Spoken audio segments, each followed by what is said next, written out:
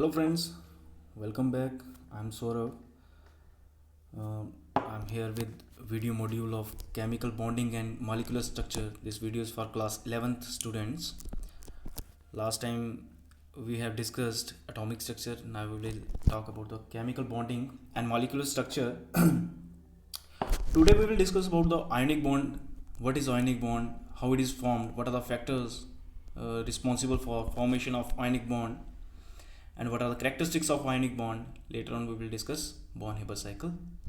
So ionic bond, as you have seen in the picture, कि ionic bond में क्या होता है कि दो एटम्स होते हैं, एक एटम अपना इलेक्ट्रॉन लूज कर देता है, दूसरा गेन कर लेता है.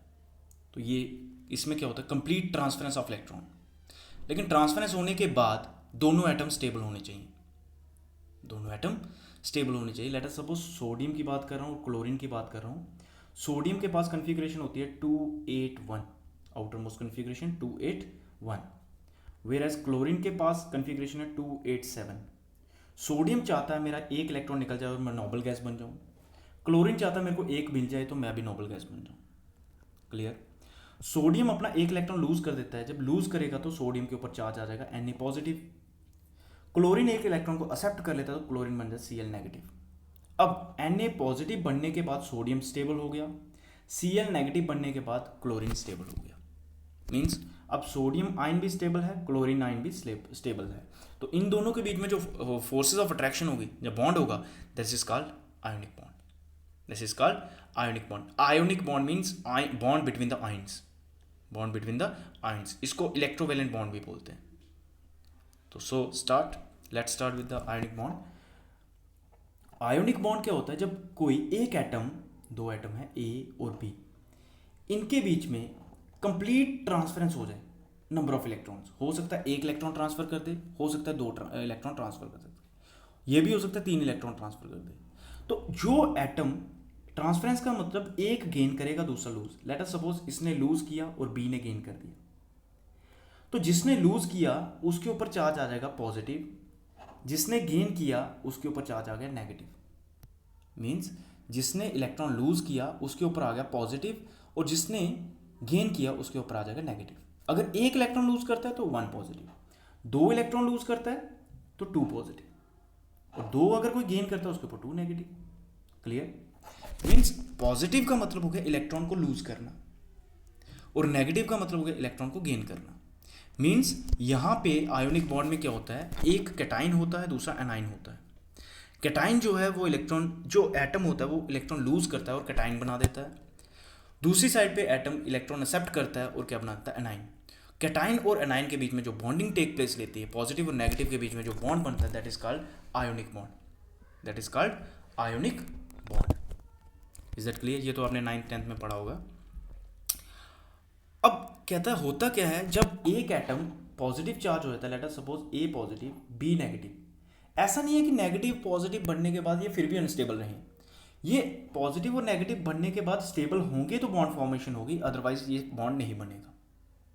मीन्स ऐसा है, जैसे मैंने अभी आपको एग्जांपल दी, sodium positive highly stable because इसकी outermost configuration 28, that is noble gas configuration of neon. Chlorine negative, this is noble gas configuration of argon 288. तो दोनों की स्टेबल कन्फिग्रेशन है, तो इसलिए इनके बीच में बॉन्ड बन जाएगा. अगर स्टेबल कन्फिग्रेशन नहीं होगी तो बॉन्डिंग नहीं हो पाएगी क्योंकि दोनों अनस्टेबल होंगे. Is that clear. अब बात करता है कौन कौन से फैक्टर रिस्पॉन्सिबल हैं किसके लिए, बॉन्ड फॉर्मेशन के लिए. आयोनिक बॉन्ड किस तरह से बनेगा. अब मैं आपको पहले ही बता चुका हूं कि आयोनिक बॉन्ड में क्या होता है, एक कैटाइन और दूसरा एनाइन. अगर कैटाइन जल्दी बन जाएगा, इजिली बन जाएगा, तो बॉन्ड जल्दी बनेगा, अच्छा बॉन्ड बनेगा.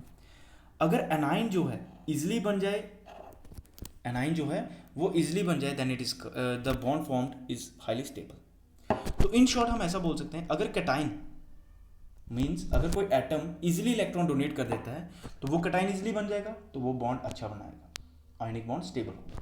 और अगर कोई एनाइन मींस कोई इलेक्ट्रॉन एक्सेप्ट करके एनाइन बन जाता है और वो स्टेबल हो जाता है, then it forms a ionic stable ionic bond. Is that clear. Ionisation energy पहला फैक्टर होता है, बिकॉज आयोनाइजेशन एनर्जी क्या होती है, जो हमने लास्ट टाइम भी डिस्कस किया था कि कितनी एनर्जी चाहिए किसी एटम के बीच में से इलेक्ट्रॉन निकालने के लिए। अगर मेरे पास ये एटम है ए, मैं ऐसी बात कर रहा हूँ, ए मेरे पास एटम है, इसके बीच में से मैं चाहता हूँ इलेक्ट्रॉन निकालूं और बी इलेक्ट्रॉन इसका एक्सेप्ट कर ले। अब पहले इसको इलेक्ट्रॉन को निकालना पड़ेगा। अगर ये इलेक्ट्रॉन इजिली निकल जाता है तो ए पॉजिटिव इजिली बन जाएगा। अगर ए पॉजिटिव इजिली बन जाएगा तो ये आयनिक बॉन्ड इजिली बनाएगा और स्टेबल बॉन्ड बनाएगा। Is that clear? मींस अगर कम एनर्जी देके इलेक्ट्रॉन निकल जाता है, अगर कम एनर्जी देके इलेक्ट्रॉन निकल जाए, इसका मतलब कम एनर्जी, लो आयनाइजेशन एनर्जी से इलेक्ट्रॉन बाहर निकल जाता है, तो ये आयनिक बॉन्ड स्टेबल बनाएगा।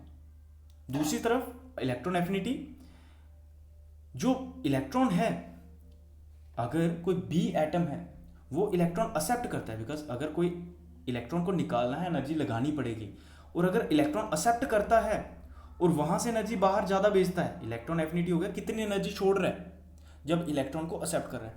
अगर ज़्यादा एनर्जी को छोड़ता है, इसका मतलब बी नेगेटिव जो है हाईली स्टेबल है।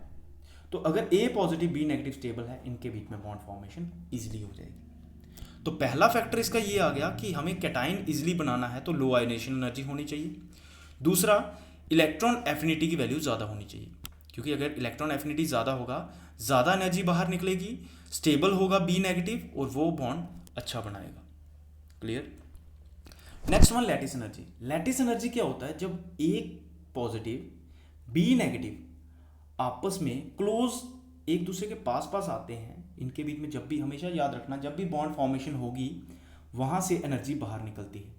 और कितनी एनर्जी निकल रही है जब एक मोल बॉन्ड बन रहा है? कितनी एनर्जी बाहर निकल रही है जब एक मोल बॉन्ड बन रहा है? तो उसको बोलते हैं लैटिस एनर्जी। उसको क्या बोलते हैं? Lattice energy. अब जितनी ज़्यादा एनर्जी बाहर निकलेगी मीन्स इतनी ज़्यादा लैटिस एनर्जी, और जितनी एनर्जी बाहर निकलेगी इतनी ज़्यादा लैटिस एनर्जी, इतना स्ट्रॉन्गर बॉन्ड। हमेशा याद रखना, जब भी बॉन्ड बन रहा है, अगर ज़्यादा एनर्जी बाहर निकल रही है वो स्टेबल होगा और हाईली स्टेबल होगा, और अगर कोई बॉन्ड बनने पे कम एनर्जी बाहर निकल रही है वो लेस स्टेबल होगा, वो लेस स्टेबल होगा। क्योंकि आप इन शॉर्ट ऐसा भी याद रख सकते हैं कि अगर किसी बॉन्ड को तोड़ना है, अगर वहाँ पे ज़्यादा एनर्जी लग रही है, इसका मतलब उसके बनते वक्त उसमें से एनर्जी ज़्यादा निकली होगी। तो greater the lattice energy, greater will be the stability of the bond, greater will be the stability of the bond. तो अब आगे फीचर्स ऑफ आयनिक बॉन्ड, ये आपने 9th में पढ़े होंगे। आयनिक बॉन्ड कैसे होते हैं? High melting and boiling point होता है इनका। क्यों? बिकॉज इनके बीच में जो फोर्स ऑफ अट्रैक्शन वो स्ट्रांग होती है। नेक्स्ट, कि इनके बीच में अपोजिटली चार्ज आयन होते हैं, जिसकी वजह से इलेक्ट्रोस्टैटिक फोर्स होगी।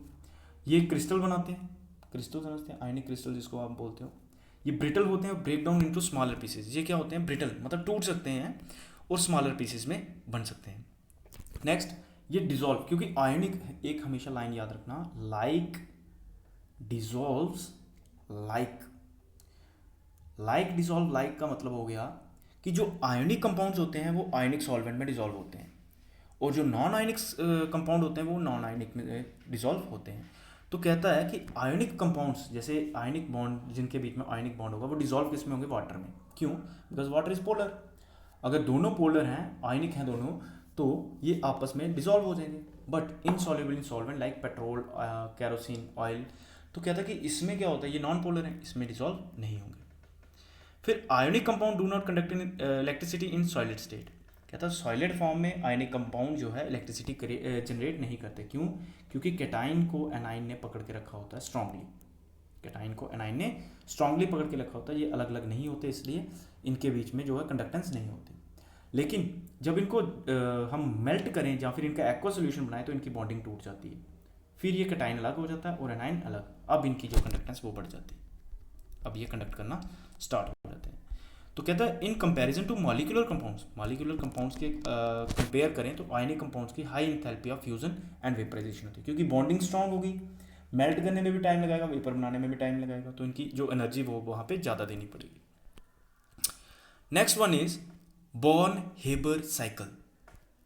बॉर्न हेबर साइकिल, तो बॉर्न हेबर साइकिल बिल्कुल सिंपल सा साइकिल है। 2% थे Fritz Born and Max, Fritz Haber and Max Born 2% थे। ये बोलता है किसी भी आयनिक कंपाउंड में लैटिस एनर्जी कैसे निकाल सकते हैं, लैटिस एनर्जी को कैसे कैलकुलेट कर सकते हैं, लैटिस एनर्जी को कैसे कैलकुलेट कर सकते हैं, ये हमें हेल्प करता है। तो ये बोलता है बॉर्न हेबर साइकिल कि हमें लैटिस जो हमारा रिएक्शन चल रही है वो स्मॉल स्मॉल स्टेप्स में चल रही है, स्मॉल स्मॉल स्टेप्स में चल रही है। तो अगर मेरे को पूरे रिएक्शन की एनर्जी को निकालना है, पूरे रिएक्शन की एनर्जी कितनी है, वो अलजेब्रिक सम हो जाएगा। अलजेब्रिक का मतलब कितनी हीट बाहर निकल रही है, कितनी हीट अंदर आ रही है रिएक्शन में, कितनी हीट बाहर निकल रही है। अलजेब्रिक का मतलब होता है साइंस के साथ, अगर हीट बाहर निकल रही है उसको नेगेटिव लो, अगर हीट सिस्टम के अंदर आ रही है उसको पॉजिटिव लो। जहाँ हम जो यूटिलाइज कर रहे होते हैं हीट उसको पॉजिटिव लेते हैं, जो बाहर निकल रही होती है उसको नेगेटिव लेते हैं।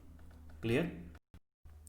कहता कि टोटल एनर्जी हम उस अगर सारी एनर्जी का अलजेब्रिक सम लें तो हम टोटल एनर्जी को निकाल सकते हैं। ये बोला बॉर्न हेबर साइकिल में।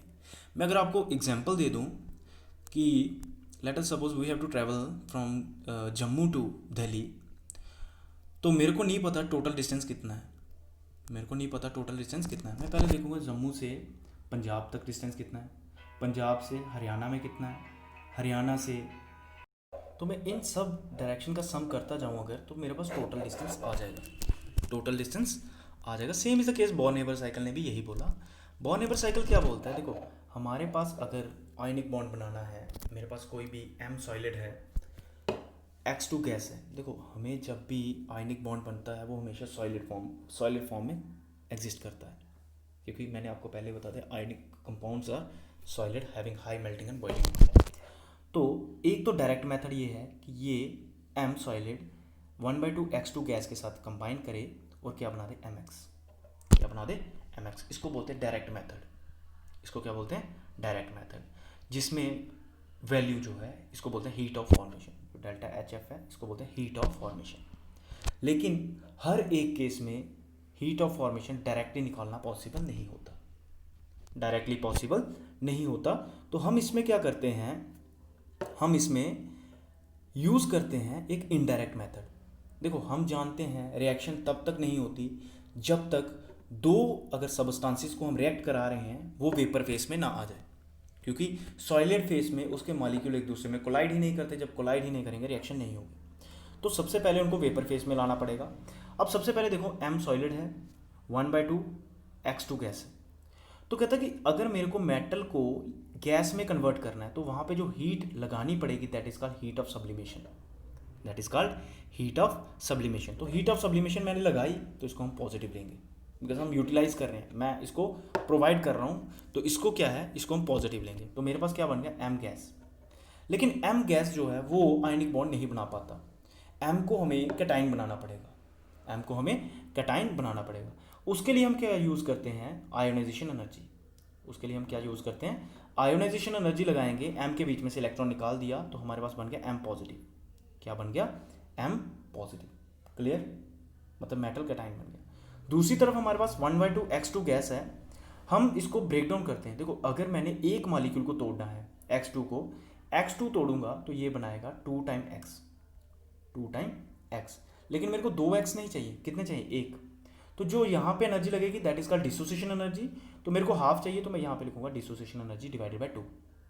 यहाँ हम जितने भी लिख सकते हैं, आप डायरेक्टली लिखना चाहो तो आप डिसोसिएशन एनर्जी लिख सकते हो। ठीक, अब X में इलेक्ट्रॉन को इंसर्ट करना है, X को नेगेटिव बनाना है, तो एनर्जी बाहर निकलेगी तो इलेक्ट्रॉन एफिनिटी कितनी आएगी, नेगेटिव में। तो ये बन गया X नेगेटिव।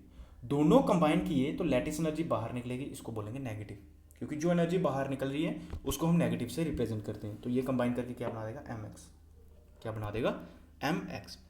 तो अगर मैं टोटल एनर्जी निकालना चाहूँ डायरेक्ट मेथड में और इनडायरेक्ट में सेम होनी चाहिए। डायरेक्ट मेथड में आ रही है HF इक्वल टू किसके आ गया, हीट ऑफ सब्लिमेशन, इसको लेंगे। अभी हम पॉजिटिव नेगेटिव की बात नहीं कर रहे हैं, तो ionisation energy plus dissociation energy plus electron affinity plus lattice energy. तो अगर हम ये देखेंगे एक्सोथर्मिक है एंडोथर्मिक है, तब हम पॉजिटिव नेगेटिव यूज़ कर सकते हैं। तो मैं आपको एक एग्जांपल दे रहा हूँ heat of formation of sodium की। देखो सोडियम, यहाँ पे एग्जांपल दे रहा हूँ आपको, सोडियम क्लोराइड बनाना है, सोडियम क्लोराइड। देखो सोडियम प्लस, ये आ गया डायरेक्ट मेथड, तो ये हमारे पास हीट ऑफ फॉर्मेशन आ गई। तो कहता है डायरेक्ट मेथड में ये पॉसिबल नहीं है। सबसे पहले हमें सोडियम सॉलिड को सोडियम गैस बनाना पड़ेगा, इस प्रोसेस को बोलते हैं सब्लिमेशन, इसको क्या बोलेंगे, सब्लिमेशन। अब ये एनर्जी यूज हुई तो इसको बोलेंगे सब्लिमेशन एनर्जी, और इसको हमेशा पॉजिटिव लेंगे। क्लियर। दूसरा आ गया, अब सोडियम मेरे पास गैस की फॉर्म में आया, अब मैं चाहता हूँ सोडियम मेरे पास आयन की फॉर्म में आए, तो मैं इसको आयोनाइजेशन एनर्जी प्रोवाइड करूँगा, वो भी हम प्रोवाइड करें इसलिए पॉजिटिव आई। तो मेरे पास क्या बन गया अब, सोडियम पॉजिटिव। क्या बन गया, सोडियम पॉजिटिव। पहले मेरे पास सोडियम सॉलिड था, उसको गैस में कन्वर्ट किया, उसको बोलेंगे सब्लिमेशन एनर्जी। सोडियम गैस को हमने सोडियम आयन में कन्वर्ट कर दिया, इसको बोलेंगे आयोनाइजेशन एनर्जी। नेक्स्ट वन, अब हमारे पास Cl2 गैस जो है उसको हमने तोड़ना है, Cl बनाना है, तो यहाँ पे बोलेंगे डिसोसिएशन एनर्जी। लेकिन हमें एक मॉलिक्यूल चाहिए, एक एटम चाहिए Cl का, अगर तो दो चाहिए होते हैं हम लिखते हैं 2 टाइम्स Cl2।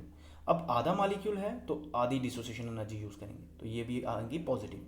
क्यों, ये हमारे पास वैल्यू दी होगी, हमें जब भी क्वेश्चन दिया होगा वहाँ पे हमें वैल्यू दी होगी।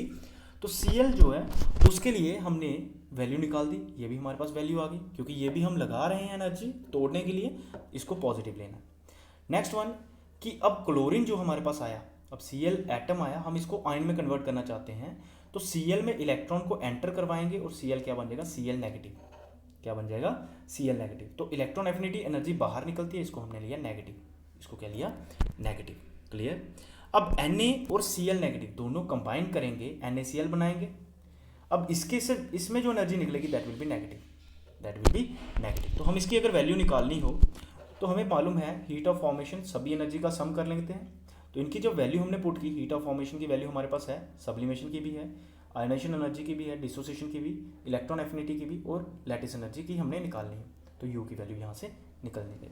जरूरी नहीं है कि लैटिस एनर्जी की वैल्यू ही निकाल सकते हैं, अगर हमें लैटिस एनर्जी दी है, आयोनाइजेशन एनर्जी नहीं पता है, तो वो हम निकाल सकते हैं। मीन्स अगर हमारे पास सारी वैल्यूज दी हुई है, एक वैल्यू नहीं दी है, तो वो हम कैलकुलेट कर सकते हैं बॉर्न-हेबर साइकिल से।